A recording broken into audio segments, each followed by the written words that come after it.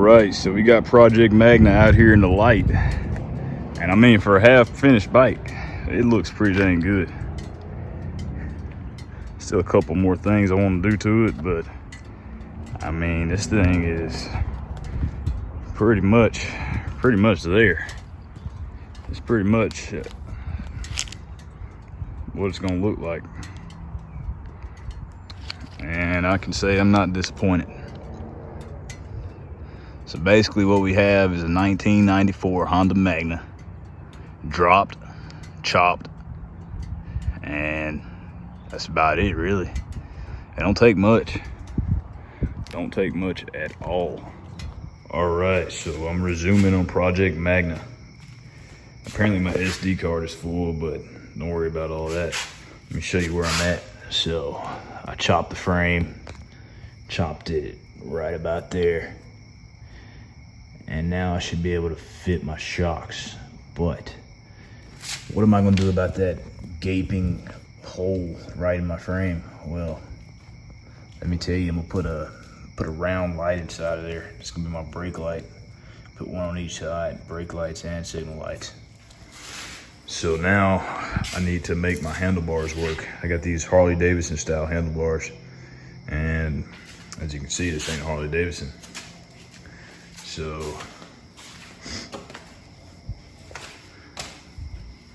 where my forward controls are, there's a little dimple right on the inside of it.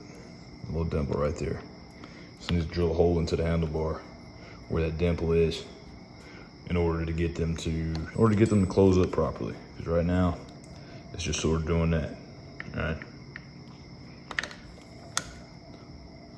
So I'm hoping once I drill that hole out, this thing just sort of locks in and does what it need to. Hey, what's up everybody? We're back over here on Project Magna. It's a 1994 Honda Magna 750. Last time I chopped the frame on it. I dropped it down. I put some shocks with reservoirs on there. So it's you know, it's coming along, but it's still got a long way to go. And so today I'm going to be getting it running. You know, the weather's just now starting to get nice, so it's been sitting up all winter. So I need to get it running. Need to put some spark plugs in it, put some tail lights on it, and I got a longer list of things I need to do to it. But for today, we're getting tail lights and we're getting it running. You know what I'm saying? We gonna go riding, baby.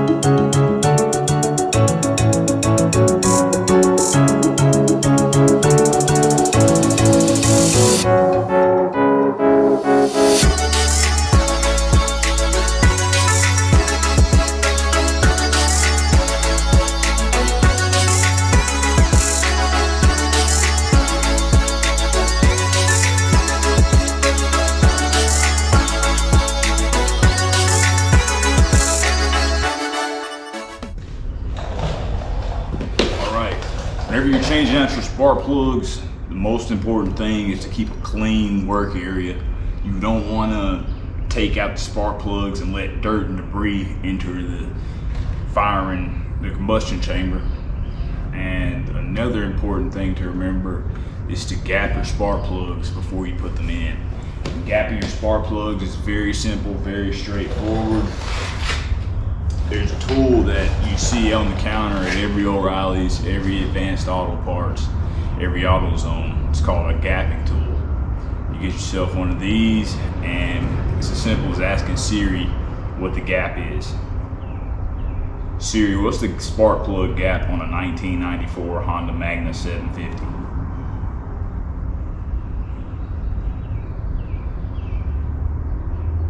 Siri, what's the spark gap on a 1994 Honda Magna 750? 0.036. So before I put these new plugs in, I'm gonna check them.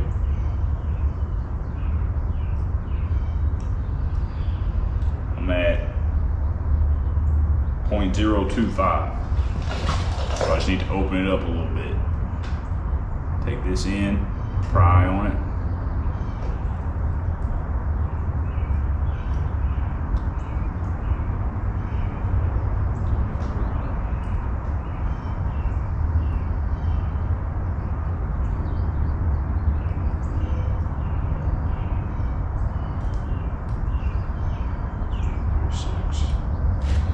And the next step, after you check the gap and you confirm that it's correct, you need to put a little bit of anti-seize on the threads. You put this on to prevent the spark plug from getting stuck whenever the engine gets hot and cools down and everything else. You know, spark plugs tend to get a little seized inside of the threads, and this anti-seize helps prevent that from happening. All right, so we got it running. Now let's take her out on a little ride. I need to run over here to a customer's house and tighten up the battery real quick.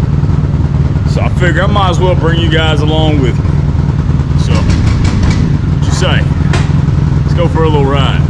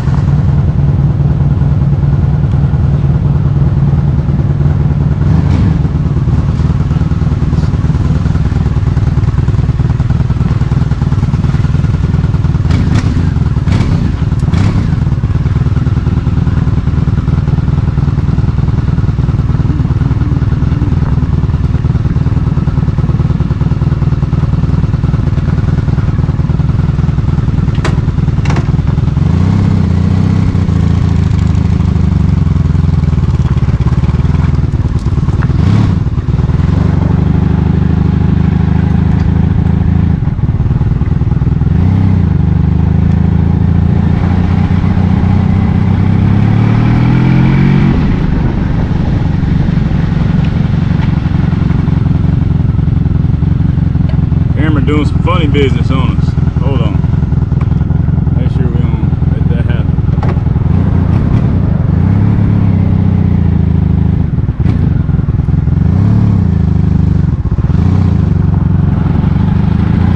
Well, I guess I didn't let it run long enough because the battery's dead. So I'm fixing to start my walk of shame. I'm about, I don't know, a quarter mile away from the shop, so ain't too bad, but let's get started. Let's get to it. All right, so as you can see, we got all the wiring through the little peepholes. So now all I need to do is wire the two positives together and wire those positives to this positive. And then I'm just gonna run a little short ground to this bolt right here on each side. And that'll be that. So,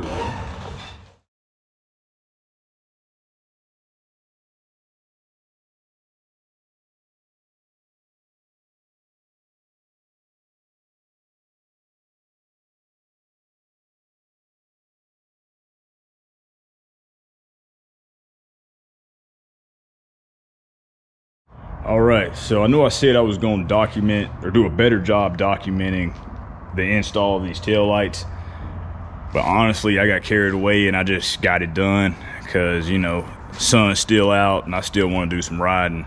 So I mean, y'all pretty much get the gist of it.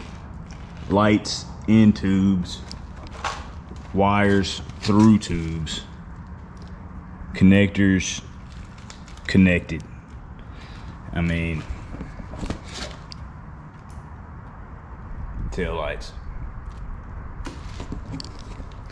So I'm fixing to get her put back together, get her out here on the road, and the audio probably won't be too great once I start riding, but bear with me. I'm gonna try to get some sort of microphone or something figured out.